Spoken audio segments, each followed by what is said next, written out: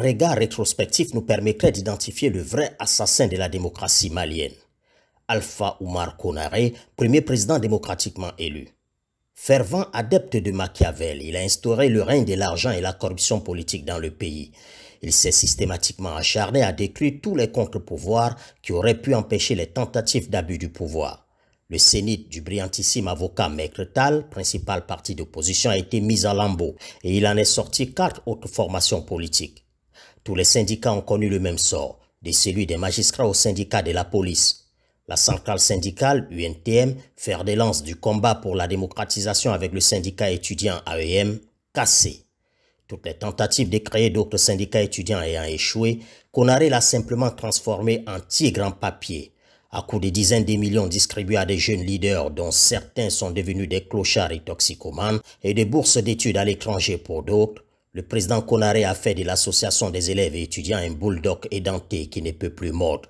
Désormais incapable de constituer la sentinelle démocratique qu'elle ambitionnait originellement d'être, l'AEM n'est plus qu'une simple marionnette qui monnaie ses services aux plus offrants. Même les associations islamiques n'ont pas échappé à la folie divisionniste d'Alpha Oumar Konaré. Quid de l'armée jadis redoutée qui faisait trembler tous les pays voisins? Après l'avoir fait passer pour une bande de nostalgiques d'une époque révolue, le pseudo-champion d'Afrique de la démocratie s'est acharné à réduire à sa plus stricte expression l'institution militaire. Les officiers de valeur furent mis dans des garages, les budgets défense réduits de façon drastique. Les équipements qu'on ne pouvait plus entretenir, faute de moyens, sont progressivement tombés en désuétude. La base aérienne de Bamako-Sénou et le camp des blindés sont devenus des cimetières pour engins inopérants. Alpha Oumar Konaré a laissé à ses successeurs une armée en totale déliquescence. Le massacre de l'institution militaire s'est poursuivi sous ATT, nonobstant ses galons de général. Les femmelets encrayées, mal formées, sous-équipées et sans motivation qu'Ibeka a trouvé à son accession au pouvoir ne pouvaient faire face à aucune menace. Tous les experts des questions militaires sont d'avis qu'on n'inverse pas la tendance d'un tableau aussi sombre en 10 ou même 15 ans. Après avoir détruit tous les contre-pouvoirs, le président Konaré, qui voulait visiblement léguer le chaos en héritage aux Maliens, s'est retourné contre sa propre famille politique qu'il a laissée en lambeaux. Chassé comme un malpropre d'une formation à laquelle il avait tout donné, Ibeka est parti avec une fraction importante de l'ADEMA. Soumaïla Cissé et Soumaïlou Boubé Maïga ont chacun pris une portion. Aujourd'hui, le parti de Konaré s'apparente à un ramassis d'opportunistes qui vaquent au gré des princes du jour. Désormais sans âme, l'ADEMA est de tous les pouvoirs sans jamais être au pouvoir.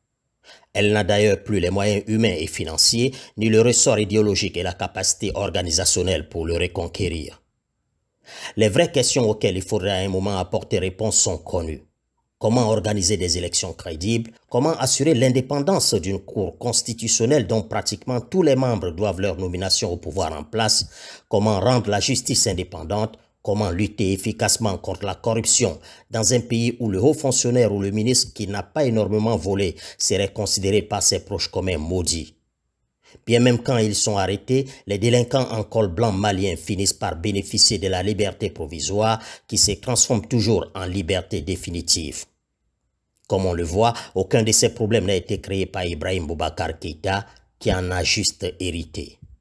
D'ailleurs, depuis l'instauration de la démocratie avec les élections de 1992, les Maliens n'ont été satisfaits d'aucun de leurs dirigeants. Même un simple président de la transition, le professeur John Kounda Traoré, a été bastonné au sein même du palais et laissé pour mort par une foule hystérique, énième preuve de ce que c'est l'architecture institutionnelle qui permet toutes les dérives qu'on dénonce. Comme on peut le constater à l'analyse, c'est le système qui est pervers et non l'homme Ibeka qui a failli. Il faudrait donc réformer le système et non remplacer l'homme. Vouloir renverser le régime dans la situation où se trouve aujourd'hui le Mali est irresponsable et suicidaire. Tous les analystes et observateurs indépendants sont unanimes là-dessus. Le Mali doit plutôt saisir l'opportunité de la présence des Nations Unies avec sa brigade de sachants multidimensionnels qui ne demande qu'à l'aider à réformer ses lois et à assainir son écosystème institutionnel et politique. Le mal est cependant peut-être beaucoup plus profond et nécessiterait même l'enfantement d'un nouveau Malien, dont le logiciel de pensée aura subi une mise à jour complète. Tant que l'accumulation des biens matériels, demeure l'indice de réussite dans le pays avec l'un des plus bas salaires de la planète, les gens continueront à s'en mettre plein les poches. Et cela qu'on remplace Ibeka par l'imam Mahmoud Diko ou le shérif Bouye de Nioro, ou même que les deux célèbres mollahs soient co-présidents de la République, dans un bicéphalisme sans anicroche.